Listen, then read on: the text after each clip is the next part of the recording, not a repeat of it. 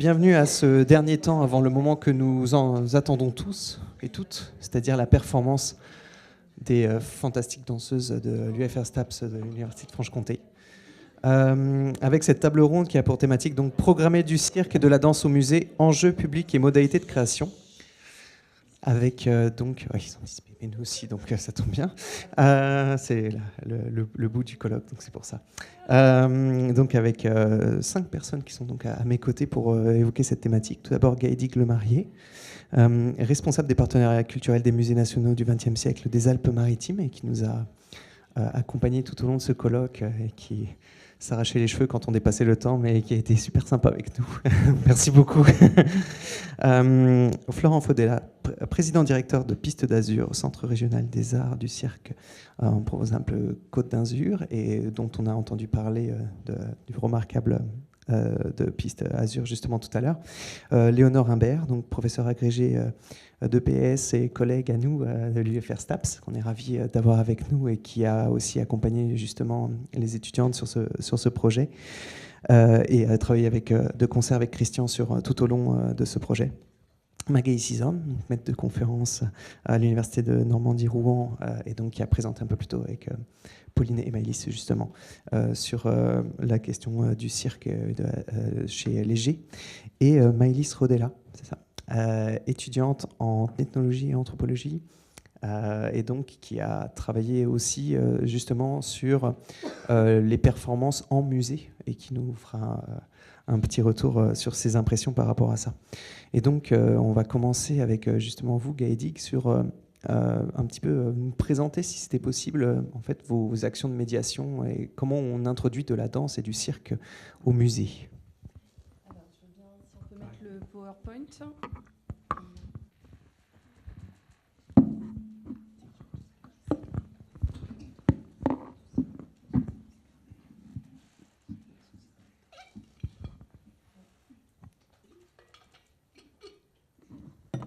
Alors, effectivement, je vais vous faire une présentation de la programmation danse et cirque au sein des musées nationaux du XXe siècle des Alpes-Maritimes.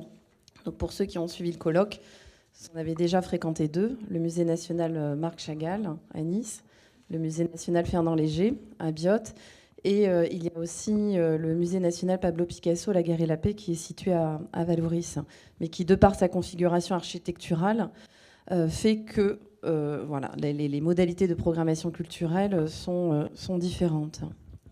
Donc, juste pour resituer, en fait, depuis une quinzaine d'années, même plus, donc, nous avons initié une saison culturelle qui est à la croisée des arts, qui est pluridisciplinaire.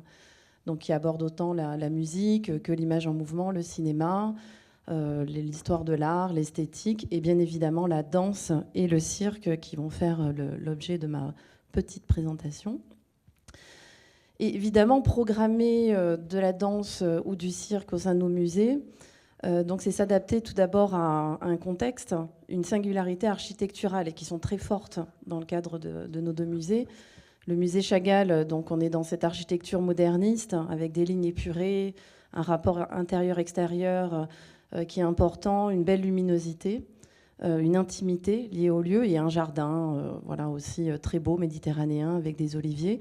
Et cette salle de concert qui a été pensée par l'artiste, par Marc Chagall, qui est décorée donc, de ce grand vitrail de la création du monde. Et donc en fait, cet auditorium a été voulu par Marc Chagall, qui a pensé son musée dans une conception éminemment moderne, qui était d'un musée qui ne serait pas qu'un œuvre de conservation des œuvres, mais bien un lieu de vie. Et donc, naturellement, la programmation culturelle donc, a démarré donc, en 1973 lors de l'inauguration du musée autour de la musique, et ensuite donc, s'est développé dans une vocation plus pluridisciplinaire. Donc la danse. Donc, à Nice, au musée Marc Chagall, donc, nous avons initié il y a 11 ans déjà un partenariat culturel avec les ballets de Monte-Carlo. Et nous avons été pionniers, il faut le dire, dans cette initiative, puisque c'est une dans le rapport des musées du XXe siècle, qui a été établi en 2017, en fait, le musée Marc Chagall est cité comme étant une institution programmant de la danse dans ses murs. Donc, au départ, en fait, c'est plus comme on peut faire, c'est-à-dire d'initier un partenariat qui peuvent être liés aussi à des personnalités de direction et puis des opportunités aussi de partenariat qui peuvent se mettre en œuvre. Mais ça participait malgré tout quand même d'une volonté aussi d'animer le musée Marc Chagall, dont les publics sont composés à près de 80% de visiteurs de nationalité étrangère, de primo-visiteurs. Donc il y a un enjeu pour le musée Marc Chagall, qui est encore un enjeu aujourd'hui, d'animer, si on peut dire, le musée et d'attirer les populations, enfin les publics aussi locaux, régionaux, et de les fidéliser. Donc cette programmer de la danse, participer de cet objectif. Et ce qui au départ était voilà, une initiative commune, en fait, voilà, a tout de suite trouvé un grand succès et s'est pérennisé avec donc j'ai noté une vingtaine de cartes blanches qui ont été organisées et qui ont réuni à peu près 4500 visiteurs. Donc, bien évidemment, programmer de la danse. Donc, dans cet écrin architectural, il peut y avoir des modalités qui vont s'opérer en dialogue directement avec l'architecture. Donc, l'évidence du vitrail, donc avec, vous voyez, un exemple sous les yeux. Et en fait, il va y avoir un rebond qui peut s'établir avec les thématiques d'exposition qu'on a mis en place, et notamment des expositions autour de la thématique des techniques abordées par Chagall, que ce soit le vitrail, donc vous l'avez vu là tout à l'heure, vous le retrouvez ici, avec l'idée d'aplats de couleurs et de cernes noires qui font partie de la technique du vitrail. Ce sera le cas aussi bientôt autour de la mosaïque. La thématique de la gravure, par exemple, vous voyez, avec simplement la vidéo, un effet de démultiplication qui montre aussi comment on passe de l'original à la copie.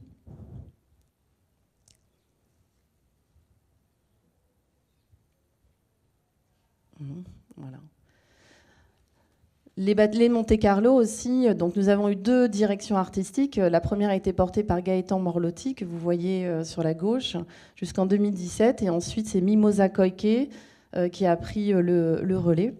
Et donc, ils se sont aussi inspirés de la vie et de l'œuvre de Marc Chagall, avec des tableaux emblématiques comme celui-ci, où là, vous êtes dans l'univers Chagall. C'est toute sa vie qui est représentée en peinture.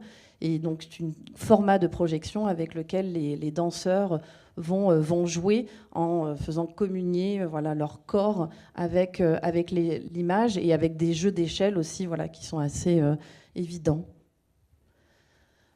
Le thème du message biblique est omniprésent puisqu'il constitue le cœur de la collection permanente du musée Chagall avec le cycle du message biblique.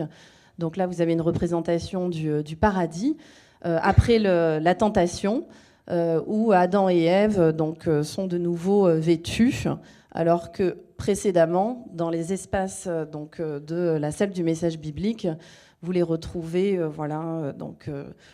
dénudés et ils n'ont pas encore... Voilà, donc c'est un autre rapport au corps et donc une luminosité aussi qui est complètement différente. Là, on est dans une lumière naturelle, en dialogue direct avec les œuvres de Chagall. Les danseurs ont également investi les jardins avec des performances assez incroyables comme celle-ci, où Gaëtan Morlotti a invité un cheval à réaliser cette performance qui était d'une grande élégance. Durant la pandémie, il a fallu aussi adapter les formats de programmation et donc dans la reprise de la danse, celle-ci en faisait partie. Donc il était beaucoup plus difficile de l'organiser en intérieur. Donc nous avons fait un spectacle dehors. Et là, c'est le dernier. Et qui aussi est une forme plus pluridisciplinaire. Donc Mimosa Koike, cette fois-ci, a invité un musicien, un philosophe et une artiste plasticienne à créer une performance au sein des jardins. programmer la danse, en fait, on est allé aussi plus loin, c'est-à-dire qu'on a aussi exposé la danse. C'est dans le cadre des 50 ans de l'anniversaire du musée, en 2023. On a mis en place un dispositif d'exposition qui s'appelait Chagall et moi, où on invitait différentes personnalités de tout champ à interpréter les messages de Chagall. Et bien évidemment, la danse était logique qu'elle fasse partie de cette programmation. Donc on a exposé un film de danse donc, qui faisait partie intégrante de l'exposition.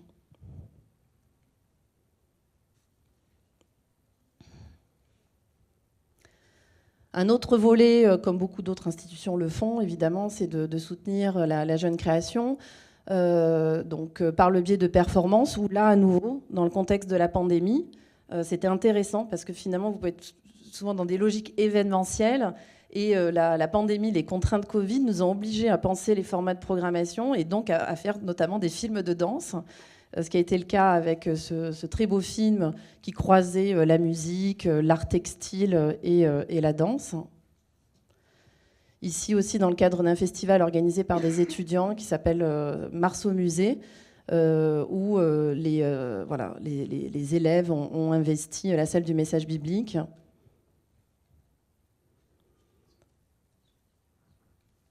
Et le dernier volet, qui irrigue aussi toute notre programmation, donc c'est les questions d'éducation artistique et culturelle, avec un projet art et danse qui a été porté notamment par Justine Aptac, à nouveau, un dispositif pédagogique innovant. Sans le détailler, en fait, ce qui est intéressant, c'est que Laurence Martouré, en fait, qui dirige la compagnie Trans avec laquelle on a mené ce projet, le premier acte, c'est de mettre en fait les élèves qui venaient de quartiers prioritaires en situation de spectacle de danse. Zéro médiation. On met directement les enfants dans la salle du message biblique et face à une danseuse qui a effectué une performance que pour eux. Et à partir de cet acte, tout le protocole pédagogique se met en œuvre et il allait bien évidemment mêler les questions de mouvement, comment le geste du corps vient se déployer aussi sur la surface du papier. Et puis les enfants ont aussi expérimenté ces rapports au corps dans un studio de danse et également au sein du musée en intérieur et en extérieur. Alors, donc, le second volet, c'est le cirque au Musée national Fernand Léger. Donc, vous l'avez vu, hein, la façade, déjà, en soi, on va en parler beaucoup, notamment Florent, mais elle constitue aussi un signal dans la ville et un décor qui va être omniprésent dans nos programmations culturelles et avec lesquelles les artistes de cirque et de mouvement vont bien évidemment venir dialoguer. Donc, nous avons initié en 2018 un partenariat avec Piste d'Azur. Et l'enjeu, il était de trouver un axe de programmation culturelle qui soit évidemment en phase avec l'esprit de l'artiste. C'est le cas évidemment avec Chagall, hein, vous l'avez dit, qui lui aussi a représenté le cirque et la danse au sein de son œuvre. Et c'était le cas aussi de Pablo Picasso. Donc... Et Julie aussi a posé une sorte de petit benchmark aussi sur le territoire. Et c'est vrai qu'il y avait peu d'offres aussi semblables qui étaient mises en place. Donc à nouveau, nous avons été quelque part pionniers en initiant ce partenariat au long cours avec Piste d'Azur, permettant donc de programmer des spectacles de cirque au sein du musée. Donc ça s'appelle Cercle en Action. On a repris évidemment les mots de Léger. Donc Maëlys l'a présenté aussi tout à l'heure. Évidemment, c'est un partage des connaissances aussi qui va s'opérer et des expériences avec l'accueil des étudiants en amont. Donc là, vous voyez, c'est un beau point de vue qui sera analysé aussi en surplomb avec les étudiants qui sont sur les toits du musée Fernand Léger. Donc, nous avons différentes modalités de programmation que Florent pourra détailler et qui ont été aussi introduites tout à l'heure. En extérieur, bien évidemment, avec les étudiants, des dialogues aussi directs avec des œuvres magnifiques aussi, sur ces jeux d'équilibre entre les constructeurs en suspension et ce jeune artiste.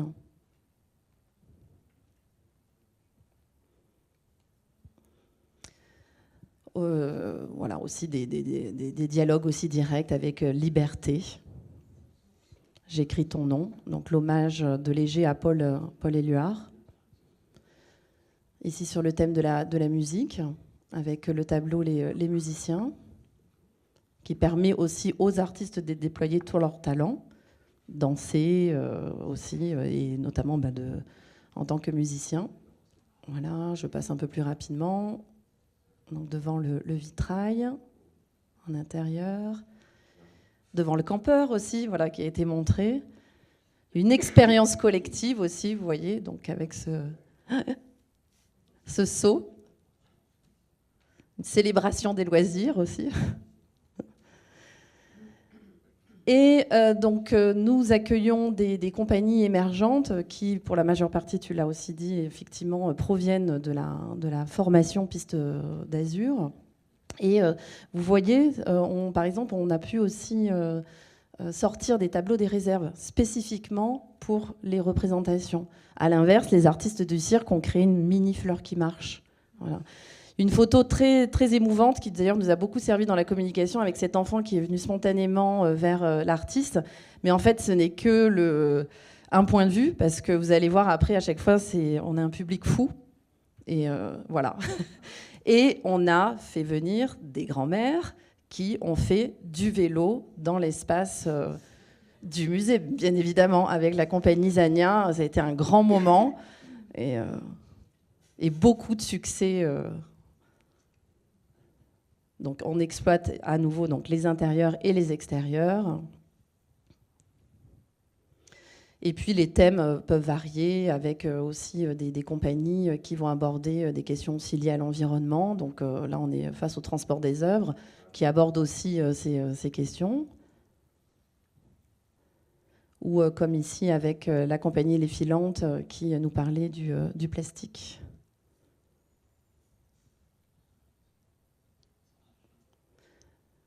Grâce aussi à Piste d'Azur, donc on a pu inviter des compagnies confirmées, ce qui est le cas avec la compagnie, avec des performances extraordinaires, toujours dans le cadre du musée. On se demande où il va atterrir. Voilà, c'est ça, c'est très impressionnant. Oui. Et le cirque est devenu une identité aussi, vraiment tellement importante aussi pour le musée que nous avons aussi été amenés à collaborer avec la BIAC, la Biennale internationale des arts du cirque de Marseille, qui est un événement de référence. Donc en accueillant pendant plusieurs éditions un spectacle durant l'hiver. Et le dernier aspect, donc, qui a à nouveau été cité, c'est la question aussi de la célébration des pratiques amateurs. Donc je montre quelques photos, mais sans insister, parce que ce serait un peu redondant avec ce qui a été abordé tout à l'heure. Mais effectivement, des activités qui sont adaptées à tous les publics. Donc juste dire qu'en termes de le succès public, donc je l'ai affirmé, et pour nous, en fait, l'enjeu, il est aussi que ce n'est pas notre mission première que de programmer du spectacle vivant. On n'a pas forcément les moyens humains, logistiques, financiers. Donc il était tout à fait logique de s'adresser à des structures ressources du territoire qui ont une programmation d'excellence, donc d'aller vers les meilleurs pour collaborer ensemble et effectivement opérer un croisement des publics et des moyens. Et donc, pour les publics, et je m'arrête là-dessus, à Léger, on est essentiellement sur un public familial, assez local, qu'on a réussi à fidéliser, vraiment. Et pour Chagall, on est plutôt sur un public assez aussi local, mais je dirais étudiant et adulte, qui reste quand même assez hétéroclite. Mais clairement, à Léger, on a vraiment des enfants, enfin toutes les générations qui viennent célébrer le cirque. Voilà. Merci beaucoup. C'est vraiment passionnant de voir à quel point vous en faites un lieu de vie et de création en même temps. Et c'est assez passionnant. Et l'idée de s'adapter à chaque public aussi, c'est quelque chose de décisif en médiation. Et ça doit être un sacré challenge au quotidien sur ces projets-là. Mais les projets d'art vivant, justement, permettent sans doute cela plus que toute autre chose. Et Florent, alors on a eu le regard institutionnel, mais justement de votre aspect, comment vous abordez le montage de ces projets-là? Qu'est-ce que ça vous offre comme perspective, comme centre d'intérêt? Est-ce que vous pourriez nous montrer l'envers de ce décor-là?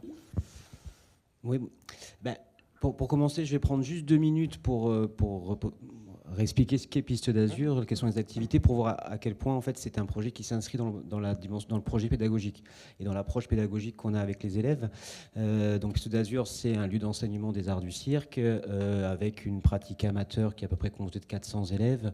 Et à l'intérieur un cycle de perfectionnement qui a vocation à amener des élèves vers la professionnalisation s'ils le souhaitent. Ensuite à rentrer en classe préparatoire. Donc on a également une classe préparatoire aux écoles supérieures et depuis quelques années, depuis 2015 également, une formation d'artistes, certification professionnelle enregistrée de niveau 5 d'artistes de cirque et du mouvement. Et on a également tout un travail d'accompagnement et de soutien aux jeunes compagnies et à l'insertion professionnelle, notamment en lien avec nos élèves qui viennent d'être diplômés et qu'on accompagne le mieux possible pour qu'ils puissent s'insérer et pouvoir s'intégrer dans la profession le plus facilement possible. Et au milieu de ça, un objet incongru est apparu, qui n'était pas prévu à la base, mais qui est né de ce qui se passait, c'est-à-dire que le prof de musique de la formation a développé une fanfare avec les élèves de la formation, et puis il s'est rendu compte que tous les 2 ans, les élèves s'en allaient et repartaient à zéro. Il s'est dit, tiens, il y a plein de parents d'élèves de l'école de pratique amateur. Il a interrogé, il a trouvé des parents d'élèves, des bénévoles, il a créé un ensemble de fanfares qui mixent élèves de formation, élèves et parents d'élèves, et qui maintenant constitue un groupe important. Et c'est pour ça que voilà, je le précise particulièrement, parce que ça fait partie des éléments importants de ce projet-là et qui est aussi présent que Maëlys présentait tout à l'heure. Voilà, et donc dans ce contexte global-là, donc la principale, la première entrée, ça a été les élèves de la formation professionnelle. Ça a été pour nous déjà l'idée de pouvoir élargir leur culture artistique. On a des élèves qui viennent de tout milieu social, on a qui ont une approche de l'art et de la culture extrêmement diverse. On peut très bien entrer dans le cirque principalement par le mouvement et la performance physique et très peu par l'art au début, et donc arriver en formation et ne pas encore être sensibilisé.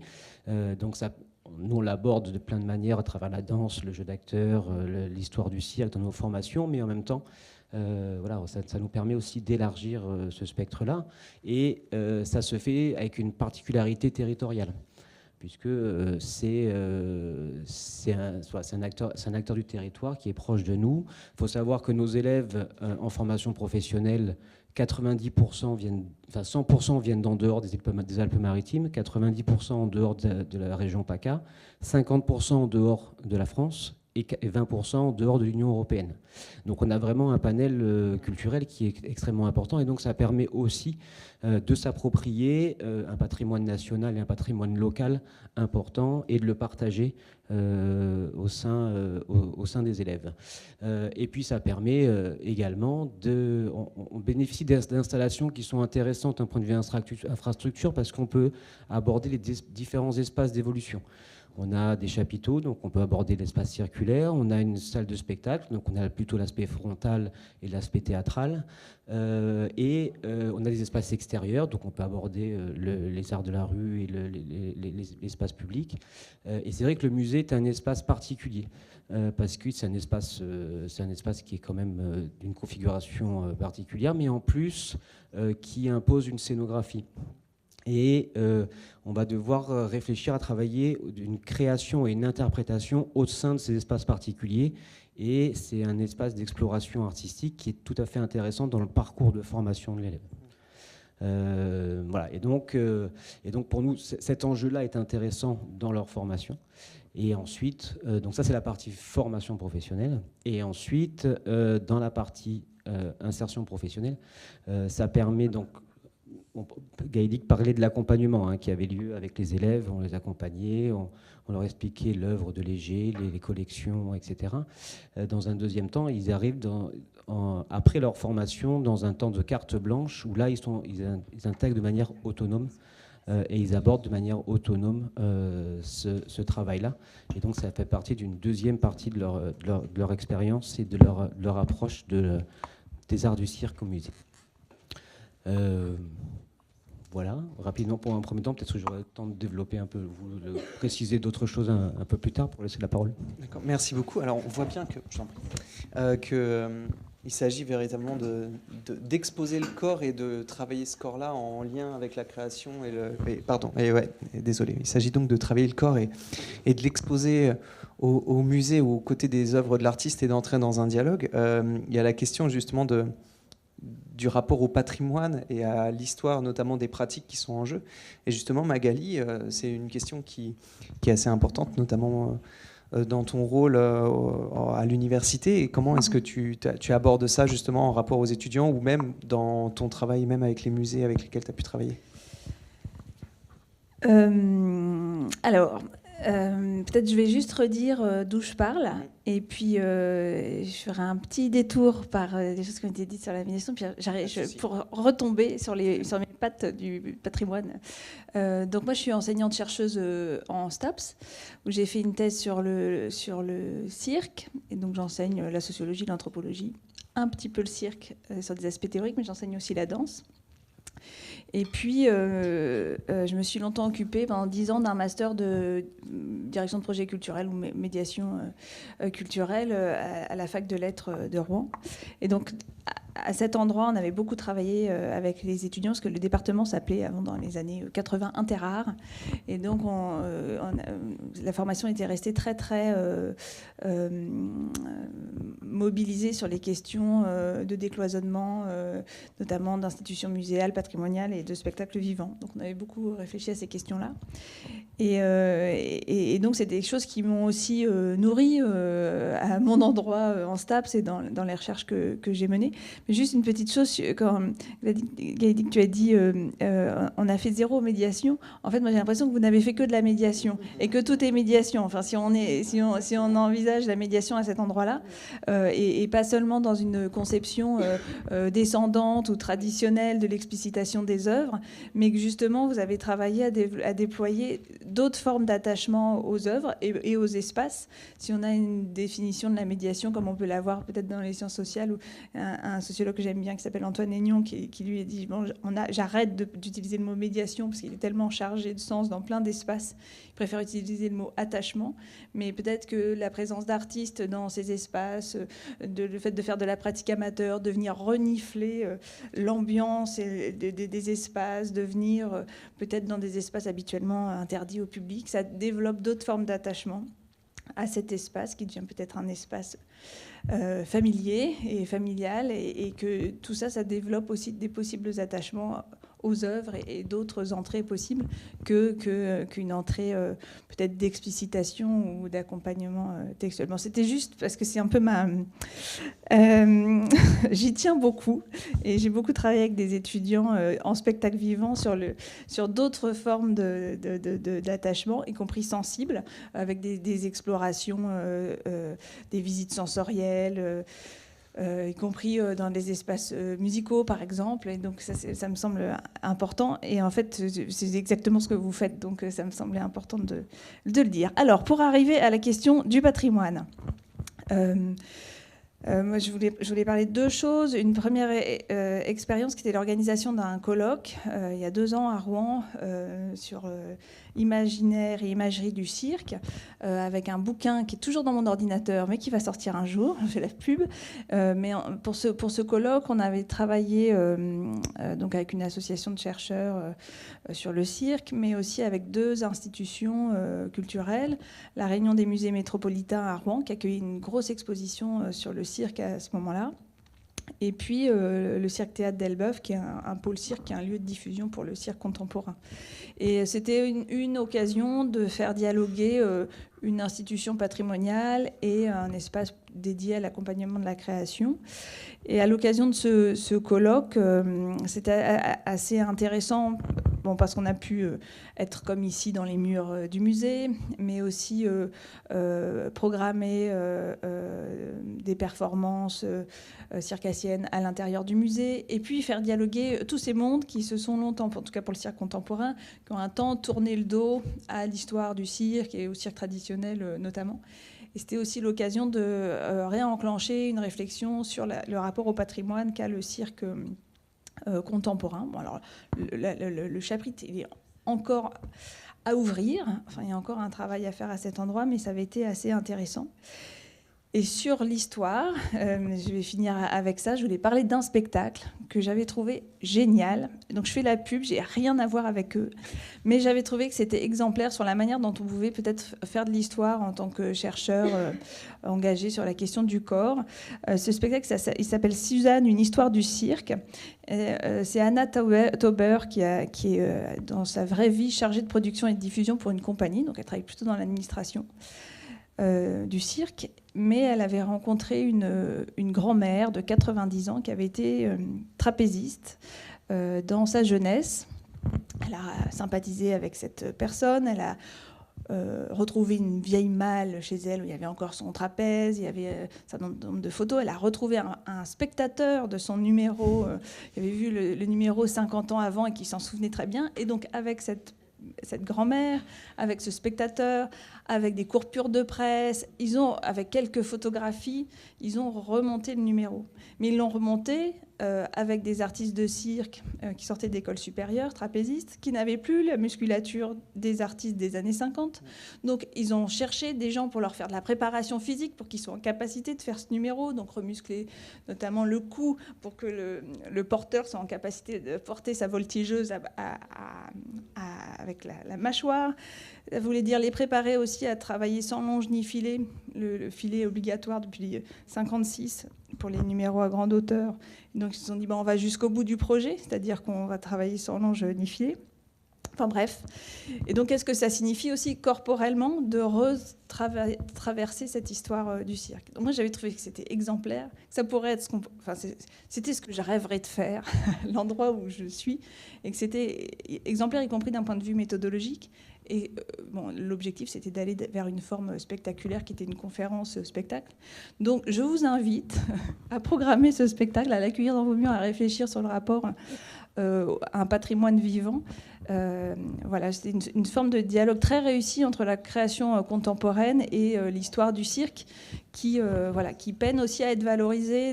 Les fonds d'archives des musées, je vais juste finir sur ça, ont encore à être travaillés. Enfin, on en a un petit peu parlé à l'occasion de ce colloque, mais il y a des fonds cirque très, très, très beaux, mais encore inexploités, inexplorés. Et puis, il y a des dépôts qui ne sont pas faits, qui n'ont pas été faits. Et là, il y aurait encore beaucoup à faire. Voilà. Merci beaucoup. Alors, juste avant de passer aux étoiles de la journée avec Léonore, Florent, justement, je rebondis sur cette question du patrimoine. Comment est-ce que vous l'abordez, vous, au sein de Piste d'Azur? Et est-ce que le travail, justement, avec les musées, c'est une porte d'entrée vers ces questionnements-là, de l'évolution de la pratique et d'une connaissance de cette histoire-là auprès de vos étudiants, jeunes artistes? Oui, c'est un peu ce que je disais tout à l'heure, c'est-à-dire que c'est pour nous la première porte d'entrée, c'est-à-dire d'élargir un peu les connaissances artistiques et culturelles, cette culture-là, et de le faire également par rapport à un patrimoine. Historiquement, dans les écoles de cirque, on travaille déjà énormément autour de la danse, autour du théâtre, donc tous les arts du mouvement et tous les arts de la scène. On a des parallèles qui sont quand même assez historiques. Et c'est vrai que cette ouverture-là, ce patrimoine-là, pour nous, il est aussi important. On peut le travailler dans une moindre mesure parce que ce partenariat il est vraiment intense, il s'inscrit dans le temps. Donc il y a quelque chose qui se construit régulièrement. C'est-à-dire qu'en même temps que de former les élèves qui sont là, eux, que pour 2 ans, et peut-être voire 3 dans le moment de l'insertion professionnelle, mais il y a aussi les équipes, même les directions d'ailleurs, qui se forment au fur et à mesure et qui apprennent et qui appréhendent ce patrimoine de manière différente et beaucoup plus complexe et qui peuvent ensuite le retranscrire dans les enseignements. Voilà. dans une moindre mesure, on peut le faire aussi. Par exemple, nous, on est installé sur le Pays de Grasse, sur lequel il y a un patrimoine qui est plutôt olfactif, où on a des partenariats aussi avec les musées de la parfumerie sur l'appropriation d'un autre type de patrimoine. Et les odeurs, historiquement, dans le cirque sont assez présentes également. Voilà, donc c'est vrai que c'est important pour nous d'aborder l'interaction entre les pratiques artistiques de manière le plus large possible. Et ce partenariat-là, il contribue fortement. Bien sûr, c'est de la médiation corporelle à plus d'un titre, multisensoriel. Alors justement, par rapport au projet actuel, Léonore, est-ce que tu pourrais un petit peu nous dévoiler les coulisses de comment le projet s'est monté, comment tu as pu travailler éventuellement avec Christian et avec le musée pour monter tout ça, et aussi avec les étudiantes, c'est-à-dire comment on transmet la vision que tu as pu avoir toi du projet à la base, comment tout le processus se met en place. Ok. Alors le point de départ, effectivement, c'était Christian. Et il est venu l'année dernière me voir pour me proposer du coup ce projet à la fois fou, riche et passionnant. Et il m'a fait le privilège du coup de vraiment de créer un projet de danse autour de Fernand Léger. Moi, il n'a pas mis longtemps à me convaincre parce que du coup pour moi c'est un artiste qui est passionnant et très inspirant. Donc j'ai dit oui tout de suite. Et puis derrière, il a fallu convaincre mes danseuses. Alors au départ, c'était danseur. Il y avait un garçon dans la troupe. Puis de fil en aiguille, on s'est retrouvés un petit peu moins nombreuses. Mais comment ça s'est passé? En fait, j'ai présenté l'artiste à mes étudiantes. On a étudié de notre côté cet artiste avant que Christian n'intervienne. L'objectif, c'était vraiment qu'elle puisse elles découvrir avec leur regard à la fois un peu naïf, alors je reviens sur ces termes-là, c'est-à-dire naïf, un regard qui est neutre, très néophyte, du coup, par rapport à l'artiste, et puis un artiste qui ne fait pas du tout partie de leur culture de base, de leur sensibilité. Donc je leur ai demandé elles-mêmes d'aller creuser certaines œuvres, de choisir les œuvres qu'elles souhaitaient, et puis de faire un exposé à la fois bibliographique sur l'artiste et puis sur ses œuvres qui les avaient inspirées en les regardant uniquement sur Internet par rapport au site du musée, etc. Et à partir de là, Christian est venu du coup pour ressouligner certaines choses, reclarifier certaines parties historiques pour certains tableaux, etc. Ce qui nous a permis de comprendre un petit peu mieux l'univers de l'artiste. Donc l'objectif, quand on est parti du coup sur Fernand Léger, c'était vraiment que les étudiantes se saisissent de l'univers de cet artiste-là, qu'elles traduisent et qu'elles retranscrivent en mouvement, en énergie, en intentionnalité dans le mouvement, du coup, les différentes peintures. Et il a fallu faire des choix. Donc on est parti au départ du coup d'univers très variés. Donc on était sur des processus très divergents, et petit à petit on a fait des choix parce que forcément l'univers de Fernand Léger est tellement vaste. Donc ça s'est travaillé du coup dans des travaux dirigés, dans des travaux pratiques où elles ont fait leurs expérimentations. Et ce projet en fait s'est fait sur toute l'année dernière, premier semestre, deuxième semestre. On a travaillé à peu près une 30aine d'heures sur l'artiste pour avoir un résultat finalisé dans la salle de danse au Stade de Besançon. Et une présentation sur la scène de l'Athénéum à Dijon, donc devant un public qui ne connaissait pas forcément l'artiste non plus. Et on a présenté à cette occasion-là du coup deux tableaux chorégraphiques. Un tableau que du coup j'ai intitulé par rapport à la peinture Les Plongeurs, qui reprend tout cet univers-là, et j'en parlerai juste après.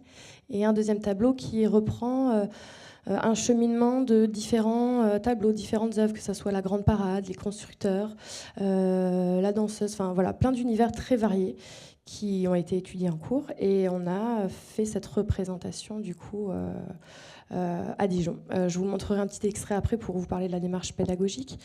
Mais ce qu'il faut savoir, c'est qu'on a rencontré effectivement quelques difficultés, parce que c'est pas si facile que ça. J'en ai parlé du coup, cette sensibilité que les étudiants ont de leur côté, qui ne se rapprochent pas de manière très évidente de l'artiste. Et moi, je leur ai dit, et c'est ce que je leur ai dit encore cette semaine, soyez curieuses, n'ayez pas peur d'aller à la rencontre d'un artiste que que vous ne connaissez pas. Et c'est ce qui était intéressant, c'est cette démarche-là de rencontre entre leur univers à elles et l'univers de l'artiste. Donc ça, c'était une première difficulté. La deuxième difficulté, c'est que le travail chorégraphique, il a été remodelé, redynamisé plusieurs fois, parce qu'on l'a présenté dans une salle de danse, sans vraiment d'éclairage, un peu froid, sur l'Athénéum, avec un univers que j'ai créé avec les ingés lumière de là-bas. Et là, aujourd'hui, du coup, vous verrez du coup tout à l'heure, dans d'autres espaces, on a joué avec la lumière, avec plein de choses. Et donc la difficulté, c'était de se réadapter en fait à chaque fois à différents espaces sans perdre de vue l'univers de Fernand Léger et tout ce qu'il voulait voilà, en gardant cet univers précis et la dynamique, le mouvement qu'il y a dans le tableau, parce que c'est de ça qu'on est parti et du coup j'en parlerai dans la deuxième partie de la table ronde sur la démarche pédagogique. Donc voilà. Okay. Merci beaucoup. On voit bien le passage du corps à la raison sans cesse dans le travail qui a été mené. Et il y a le rapport à l'œuvre de l'artiste. Alors justement, Gaëdic, j'ai une question. C'est par rapport à justement toute cette médiation et ces événements qui sont organisés.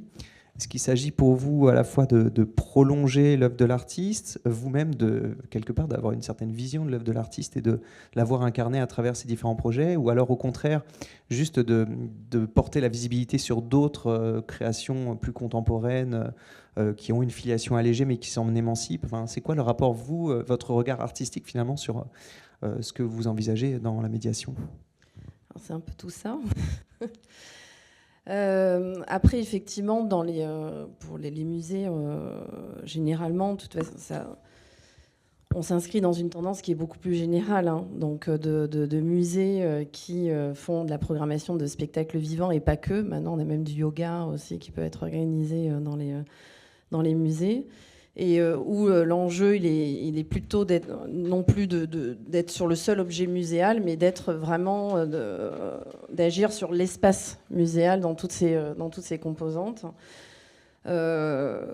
Alors pour moi, le piège, il aurait été aussi de s'enfermer dans une logique purement événementielle, ce qui arrive souvent. Donc on demande à des artistes du spectacle vivant ou d'autres de venir. Ils font alors même s'il peut y avoir un temps d'adaptation évidemment au lieu assez contraint, parce qu'on est forcément dans des espaces contraints. On a des œuvres de conservation, donc il y a des règles de sécurité, de sûreté des œuvres qui sont quand même importantes et avec lesquelles il faut composer. En tout cas, nous, on est, vous l'avez vu, voilà, en tout cas même avec les slides que je vous ai présentés, effectivement dans des partenariats de long terme et qui fait que justement on a réussi à chaque fois à engager un dialogue, à l'enrichir et à chaque fois finalement renouveler le regard envers nos artistes. Alors dans le cas de Léger, je pense que ça répond à la question du mouvement qu'on a vu tout à l'heure. À la fois, il va se jouer des choses, effectivement, déjà physiquement. Normalement, vous êtes dans des déambulations dans le musée, même si, on le sait, hein, il y a les publics qui font la queue leu-leu, qui vont d'une œuvre à une œuvre. Il y en a qui passent de l'une à l'autre, etc. Il y a des schémas comme ça de circulation au sein d'un musée. Mais malgré tout, il y a des codifications quand même qui vont s'opérer dans la déambulation du public. Et là, quand vous êtes de toute façon en situation de représentation de spectacle et de performance, pour le regardeur, déjà, il va y avoir une première sensation et des points de vue qui vont s'opérer. Donc ensuite, je pense que ça crée... Donc, il y a à la fois sur le côté statique, mobilité, voilà, il y a des choses qui se jouent. Ensuite, je pense qu'il se joue des choses aussi en termes d'intensification, effectivement, dans le rapport à l'œuvre, et notamment sur les questions du temps aussi dont on parlait.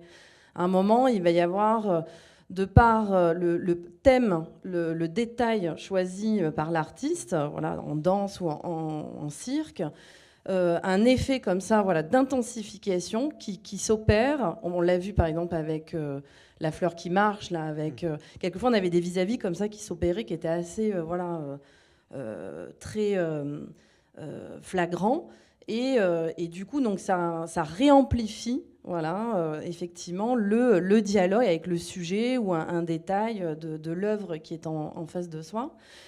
Et après, je pense qu'il y a aussi un rapport visible-invisible qui va s'opérer, c'est que ça va permettre aussi de mettre en exergue, d'éclairer des éléments, quels qu'ils soient, qui sont inhérents à l'œuvre, à la démarche de l'artiste. Par exemple, dans le cadre du cirque, ça peut être on va jouer effectivement sur une représentation de cirque, par exemple avec Parade. Donc, vous l'avez vu avec là aussi les danseurs qui reprennent des postures. Mais pour autant, à un moment, il peut y avoir aussi l'esprit. Voilà, l'esprit du cirque, tel qu'il a été bien explicité aujourd'hui, par Léger, dans comment il pense l'art, dans l'espace public, comment l'art agit. Voilà, exactement, est agissant. Donc c'est ces questions aussi, comme tu disais, aussi de mobilité, qui sont à l'œuvre, quelles qu'elles soient. Donc je dirais que c'est un peu tout ça qui s'entrecroise. Après, je pense que c'est à chacun, parce que là, c'est selon mes collègues Julie, Anne Doffer, notre directrice, qui pourront aussi témoigner aussi de leur propre regard aussi, je pense, par rapport à ce qui se joue. Et justement, j'aimerais interroger un autre regard, celui de Maëlys, par rapport aux médiations auxquelles vous avez pu assister. Est-ce qu'il y a des choses que vous aimeriez pointer du doigt ou un peu prolonger par rapport à ce qui a été évoqué plus tôt aujourd'hui ? Alors bon, la majorité des choses ont déjà été dites, donc je ne vais pas repasser sur les termes assez techniques. Mais moi, d'un point de vue spectateur, on va dire, ce qui m'a notamment marqué, c'est l'aspect, comme je l'ai dit au début, de liberté, où on voit vraiment, dans notamment le cirque en folie, c'est ce que j'ai pu observer, c'est les enfants qui vont prendre des balles de jonglage ou quoi, et venir vraiment s'étaler dans tout le parc avec les parents qui sont derrière. Il y en a qui pique-niquaient, il y a des enfants qui faisaient des acrobaties, donc il y a vraiment cet aspect de liberté, assez traditionnel, la fanfare qui est venue, qui marque vraiment l'esprit traditionnel. Et c'est étonnant, on va dire, étonnant, de voir une école de cirque contemporaine qui arrive à retranscrire vraiment cette idée de traditionnel. Il y a vraiment les deux aspects qui travaillent ensemble et qui font intervenir de l'art aussi, de l'art de Léger en fait. Et du coup, il y a tous ces regards qui se croisent pour vraiment imprégner un univers assez particulier. Donc les spectateurs de cirque vont arriver et voir de l'art qu'ils n'ont pas forcément l'habitude de voir, enfin de l'art, je parle l'art de Léger, hein, parce qu'ils ont l'habitude de voir des spectacles vivants. Et inversement, les spectateurs qui ont l'habitude de venir au musée pour voir des tableaux, des toiles ou des sculptures vont voir un spectacle vivant et vont voir ces sculptures prendre vie, en quelque sorte, ces tableaux prendre vie. Et c'est ce croisement de regard entre tradition, entre tout ce qui est cirque traditionnel, tout ce qui est plus moderne avec le contemporain, et tout ça qui s'est bien croisé. Et c'était très agréable. Voilà. Non, c'est vrai, c'est une bonne expérience. À croire qu'il y a eu une réalisation de l'utopie de Léger à travers ces différentes prestations. Alors, le temps file, et avant de passer aux questions, j'aimerais revenir à Léonore pour justement monter en pression vers la performance de vos artistes. Donc, est-ce que vous pourriez un petit peu nous en donner un mini aperçu ? Oui, alors en fait, je vais juste très rapidement en fait, vous présenter les deux approches qu'on a pu avoir pour créer les œuvres que vous allez voir dans un instant. Pour les deux tableaux que vous allez voir du coup tout à l'heure, les deux tableaux dansés, moi je suis partie donc de deux approches. La première, où j'ai demandé aux étudiantes de créer elles-mêmes leur chorégraphie. Donc c'était elles les chorégraphes. La deuxième approche, c'était de partir du coup d'un brainstorming collectif où moi je voulais qu'on parte sur les plongeurs parce qu'elles n'avaient pas forcément choisi ce tableau-là. Et les plongeurs qui me tenaient vraiment à cœur, je leur ai montré le tableau et on a fait un petit brainstorming ensemble. C'est-à-dire qu'à la volée, à quoi ça vous fait penser ? Et ce qui est rigolo, c'est que ça fait vraiment écho à ce que vous disiez du coup hier, Sébastien Lafage, et puis toi, Yann. Sans qu'on ait eu connaissance de cet extrait, on s'est imposé une règle de jeu qui était, on s'est dit, on ne sait pas quoi est à qui en fait dans ce tableau, et on est parti de là. Et c'est exactement en fait l'extrait que vous avez présenté. Je me dis, on n'était pas trop à côté de la plaque, donc ça va, ça devrait aller. Et l'idée, c'était vraiment avec les mots qui sont ressortis, donc. on avait les corps, on avait les mains, les pieds, les ondulations, beaucoup d'ondulations, flottement, corps léger, à la fois mouvant et très planant. Et on est parti en fait de cette dynamique-là pour recréer du coup l'univers des plongeurs. Et on a travaillé beaucoup sur le temps. Donc pareil, les filles hier en ont parlé. Et c'était à la manière un petit peu de la danse Buto. Je ne sais pas si vous connaissez une inspiration plus japonaise. Bon, alors c'est complètement autre chose, hein, mais de rester dans l'infiniment long et très lent, avec beaucoup de suspension, d'écoute, de respiration, pour faire écho à ce tableau, dialoguer avec le tableau. Donc, du coup, le tableau a forcément bougé depuis l'année dernière. Et je vais vous en montrer un petit extrait, si Cédric, du coup, peut nous montrer, sans trop vous spoiler tout à l'heure. Vous allez voir les changements, d'ailleurs. Donc, l'idée, c'était de partir sur quelque chose, un univers un peu abyssal, au fond des océans, avec des corps dont on ne sait pas à qui appartient, du coup, le bras, la tête, avec une vue du coup en plongée. Donc là, on en a discuté aussi avec Christian. Moi, c'était quelque chose qui me parlait. Ce tableau-là, je le voulais en plongée, et avec ces corps qui flottent sur la scène. Et le solo du coup de mon étudiant, du coup qui sera une étudiante tout à l'heure. La règle d'action, c'était de travailler sur des mouvements qui pouvaient onduler dans l'espace, flotter et jouer avec la gravité. C'était ce que j'imaginais au départ. Donc là, voilà, vous allez avoir un aperçu qui est complètement différent avec le tableau qui entre en résonance quand on est vraiment du coup devant les œuvres de Fernand Léger. Et l'idée, c'était que les danseurs les danseuses du coup ne fassent qu'un. C'est que même s'il y a plein de membres sur scène, on a cette impression de, s'il y en a une qui bouge le membre, tout bouge dans l'idée d'une onde qui est sur l'eau, de vagues qui nous transportent. Et bon, voilà, on a essayé de le faire de cette manière-là. Donc là, c'est une chorégraphie qui était un petit peu plus dirigée, guidée de ma part, pour qu'elles entrent dans un autre univers. Et l'autre chorégraphie que vous verrez, qui se passera du coup devant les constructeurs, les femmes au perroquet, et qui se terminera devant le transport des forces, là, c'est une chorégraphie qu'elles ont elles-mêmes entièrement travaillée de A à Z, en sachant qu'initialement, il y avait, en fait, on l'avait appelé du coup sur la scène de Dijon, on l'avait appelé de la peinture à la scène. Et donc, ça faisait une rétrospective de plusieurs œuvres, comme je vous ai dit tout à l'heure.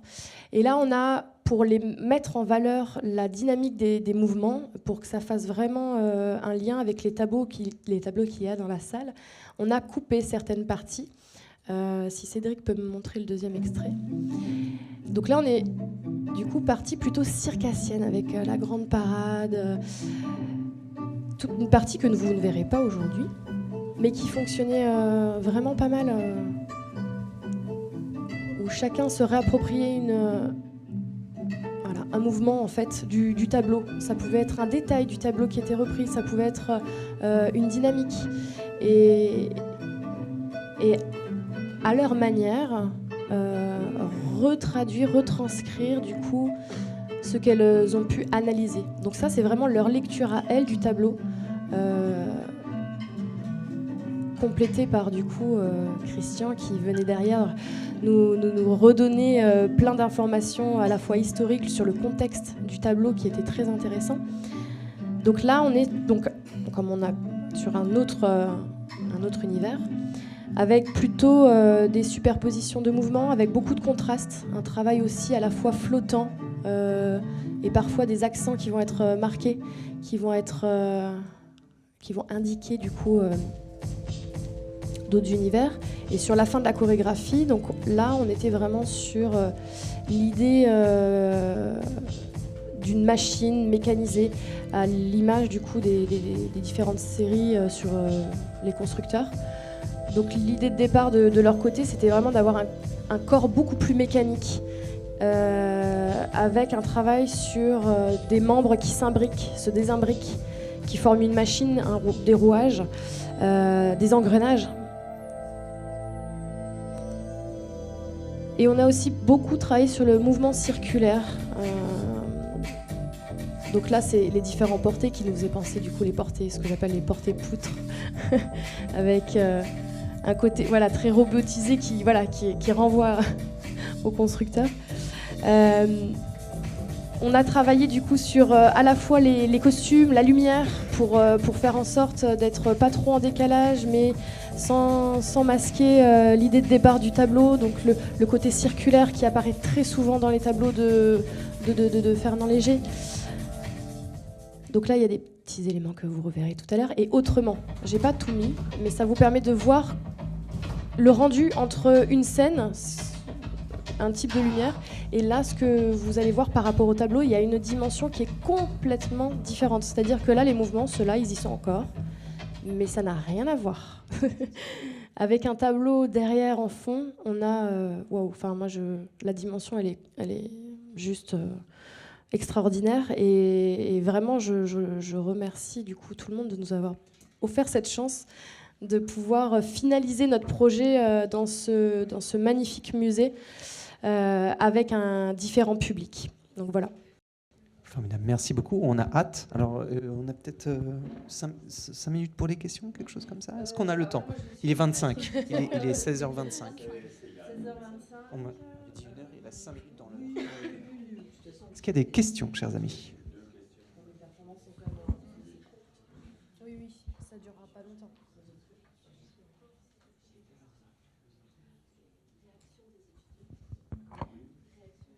Ah oui. Est-ce qu'il y a des étudiantes qui souhaiteraient rebondir ou réagir par rapport à ce projet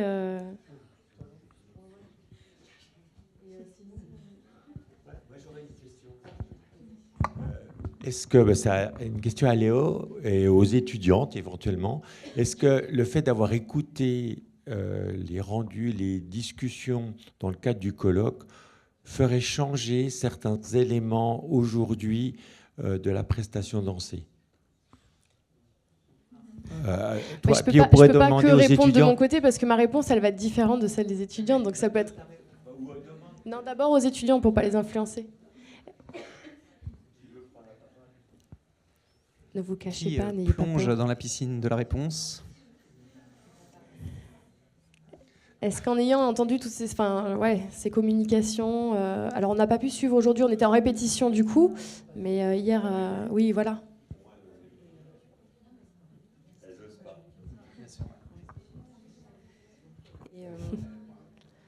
Et, moi, je rebondis sur ta question, Christian. Bien entendu, il y a des éléments que j'ai découverts. J'ai pas fait tout ce travail aussi approfondi de recherche que vous avez en tant que chercheur.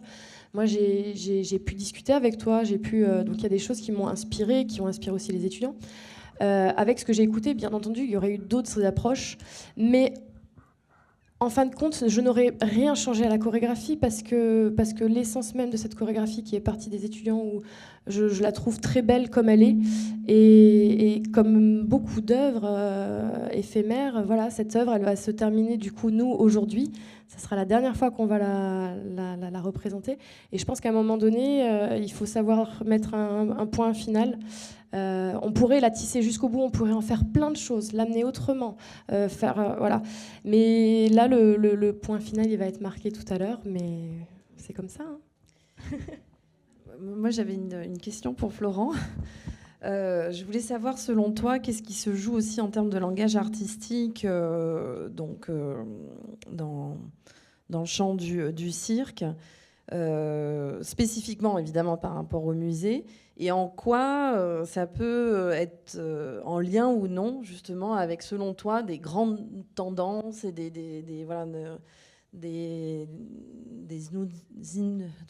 nouvelles identités de création qui pourraient se jouer, qui sont à l'œuvre de manière générale dans le cirque et dans le musée. C'était pas très clair, mais je pense que vous avez compris où je voulais en venir. Je fatigue, c'est ça.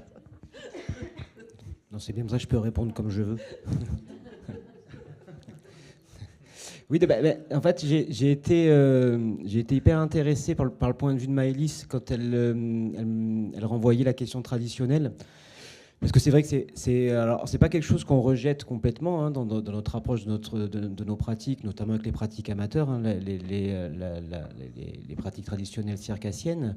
Alors il y a plein de points de vue avec les pratiques traditionnelles sur lesquels on est en rejet assez, hein, notamment la place de la femme au sein de la création, la place de l'homme par rapport à l'animal et à la nature, la magnification de la virilité, enfin tous ces domaines-là, ce ne sont pas forcément les domaines qu'on va rechercher à reproduire forcément, mais par contre c'est vrai que cette dimension, la question de la fanfare, des couleurs, j'ai effectivement bien retrouvé, sans m'en rendre compte vraiment, qu'on gardait ces codes-là et qu'on y tenait en plus, que sur les pratiques amateurs, sur la troupe et sur la fanfare, la troupe amateur et la fanfare, autant sur la formation professionnelle, il y a une recherche qui est faite en amont sur les costumes pour cadrer, on le voit avec l'équilibriste, où on revoit que les couleurs quand même sont en accord avec le tableau des constructeurs qui est à l'arrière.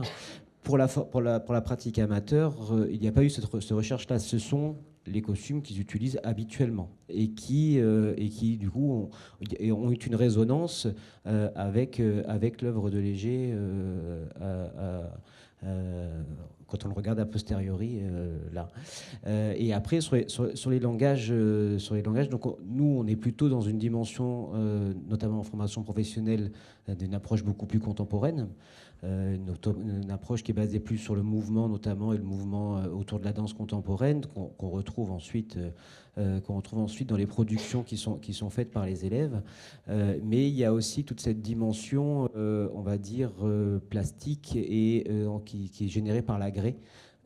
Et sur lequel il y a une réflexion quand même. Il y a beaucoup les agrès sont souvent réinterrogés ces derniers temps, et dans leur forme, dans leur usage, on essaye de moins en moins de se baser sur les agrès sur leur forme traditionnelle, mais plutôt d'essayer d'en construire ou d'en imaginer d'autres formes, enfin des formes similaires, mais qui peuvent être adaptées à différents contextes et à différents objets de création. Et le musée oblige un peu à ça aussi, parce qu'on ne se retrouve pas dans des configurations d'espace dont on a l'habitude. Ce sont des espaces plus petits, dans lesquels on fait rentrer moins de personnes par rapport à ce qu'on peut faire rentrer dans un même espace, dans un ERP de type différent, sur lesquels on ne peut pas accrocher en hauteur. Donc on est aussi obligé de voir les agrès, ou de concevoir les agrès, ou de voir la hauteur des agrès de manière complètement différente, et de les retravailler dans cette approche-là. Je ne sais pas si j'ai répondu du coup. Merci à tous pour vos interventions. Je voulais juste réagir à ce que vient de dire Florent sur la question du traditionnel et du contemporain, effectivement, qui nous interpelle. En effet, le point de départ de tout ici au Musée Léger, c'était trouver une forme de création contemporaine qui s'appuie, enfin, qui tire sa source dans nos collections, dans l'esprit de l'artiste, dans son œuvre, etc. Donc il y a au départ une adéquation recherchée entre la création contemporaine, le spectacle vivant et notre lieu, nos collections, nos œuvres. Et c'est ça qui fonctionne et qui fait, comme l'a dit Gaëdy, qu'on a du succès, c'est qu'en fait il y a une sorte de grande cohérence entre l'architecture, le jardin, les œuvres, la création contemporaine. Et il y a un dialogue qui s'établit de manière complètement harmonieuse et cohérente entre les deux, entre le patrimoine, l'œuvre de Léger et la création contemporaine. Ce que je voulais dire, c'est que alors, le cirque traditionnel dont on parlait, ou du moins auquel on fait référence quand il y a la fanfare qui vient, et en effet, ça renvoie à cet esprit festif, ça renvoie à des couleurs, des formes, une tradition du cirque, mais aussi à des valeurs. Parce qu'en fait, Léger, ce qu'il voyait dans le cirque, c'était des valeurs, notamment des valeurs de fraternité, de solidarité, un esprit collectif et familial, dont on n'a pas beaucoup parlé, mais en fait c'est ça qu'il voit dans le cirque aussi. Il y a l'aspect plastique des choses. Il dit que le cirque est un défi pour le peintre parce qu'il faut, dans la peinture, en deux dimensions, traduire le mouvement, les lumières, les points de vue, plongée, contre-plongée. C'est une complexité pour traduire le spectacle du cirque dans la peinture, dans les deux dimensions. Donc, c'est presque un défi que Léger va relever et qui, pour lui, permet de renouveler constamment sa pratique de peintre. Mais il y a aussi ses valeurs. Et quand on voit la grande parade, il fait la louange, en fait, de cet esprit du cirque de solidarité, de communauté, famille. Et je pense qu'on le retrouve encore aujourd'hui. Donc c'est un pont entre le passé et la société d'aujourd'hui, créer de la solidarité. Moi, je veux bien juste rebondir sur ces questions, parce que j'en ai pas parlé ce matin, ou pas, peut-être pas assez explicitement, mais dans le renouveau du cirque dans les années 70-80, cette question des valeurs, elle était centrale, en fait. Il y a beaucoup d'artistes qui ont en partie découvert ou redécouvert le cirque et qui ont contribué à le réinventer par l'entrée par les valeurs, et y compris dans des formes de réinvention d'une tradition. Donc, et qui ont trouvé chez d'autres artistes qui les avaient précédés, notamment des peintres, une lecture du cirque qui était assez proche de cette relecture des années 70. Donc sans doute que c'est... je ne sais pas si c'est plus facile de dialoguer avec ces œuvres pour des artistes du spectacle vivant que de dialoguer avec la propre histoire du cirque. Mais en tout cas, il y a des connexions qui se font très certainement à cet endroit par l'entrée, par les valeurs, et puis par des espaces ouverts dans la peinture, dans l'interprétation, peut-être plus que dans la relecture de certains numéros. Mais quand même, enfin là, je donnais l'exemple de cette compagnie. Il y a eu un travail fait par la BNF et par le Centre national des arts du cirque sur la valorisation des archives, et avec l'idée, l'espoir aussi que dans les écoles de cirque, les élèves se réintéressent à l'histoire du cirque et aient envie de revoir, peut-être de redécouvrir certains numéros. Alors par les traces qu'on en a.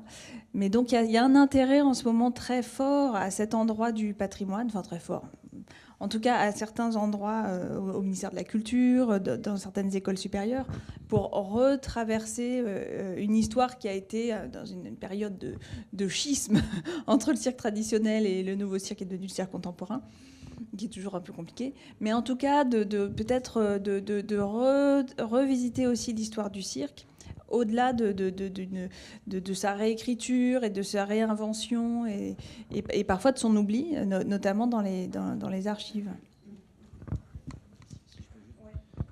Juste pour compléter, c'est vrai que cette dimension du collectif est un sujet prégnant actuellement.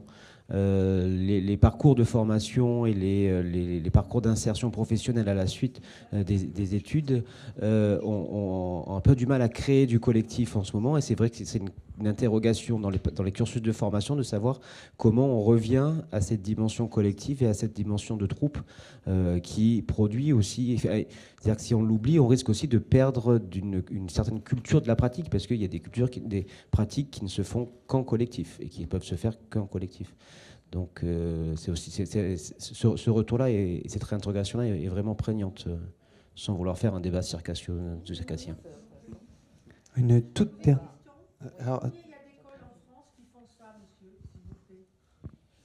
Qui font ça, au musée Fernand Léger, il n'y a que nous.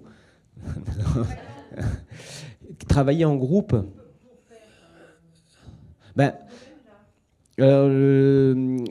Alors c'est compliqué. Travailler en groupe, c'est compliqué. Il y a beaucoup d'écoles qui travaillent avec des musées. Moi, je suis président de la Fédération française des écoles de cirque. Il y a 3 écoles supérieures. Il y a 4 écoles comme la nôtre, qui ne sont pas en supérieur, mais on va dire juste au niveau en dessous. Et toutes ces écoles-là ont des collaborations avec des musées. Alors, je ne peux pas garantir que ce soit toujours sur de la dimension collective. Ce que j'en revois et ce que j'en ressens souvent, c'est des élèves qui peuvent s'intégrer de manière... Mais voilà, c'est pas impossible qu'il y en ait d'autres qui le fassent et qui s'en emparent également, oui. Bien, alors dernière question, Jean-Marc. Oui, assez rapidement, ce serait plutôt à Gaëdic, je pense. Est-ce qu'il y a un suivi de type enquête qualitative derrière sur celles et ceux qui viennent sur ces animations et ces spectacles, pour voir justement s'il y a un attachement soit allégé, soit au musée, soit un attachement au lieu des musées, soit un attachement à la culture en général, voir un petit peu ce qu'il en reste pour dépasser effectivement l'aspect exceptionnel de l'animation tel jour et tel autre, quoi. On ne l'a pas fait encore sur le musée Fernand Léger, même s'il y a eu la petite enquête aussi de Maëlys. Mais au musée Chagall, on a eu peu d'éléments. On a eu un mémoire là, d'une étudiante qui a été avec nous pendant 2 ans et qui a consacré son mémoire à la question de la danse. Au musée, elle a interviewé certains spectateurs. Et effectivement, c'est-à-dire que dans le cas de la danse, ils ont l'habitude de fréquenter les ballets de Monte-Carlo et ça montre, en tout cas, il y a un effet de fidélisation qui s'opère. Après, c'est toujours la limite aussi de ces enquêtes à un instant T. Donc, ce sera le prochain sujet de notre, de recherche, notre enseignant-chercheur, où effectivement, où on pourrait travailler plus spécifiquement sur ces questions de médiation liées à la programmation culturelle. Bien. Je vous remercie. On va justement passer à l'expérience collective de la réception du spectacle à suivre. Merci beaucoup à tous les intervenants et intervenantes.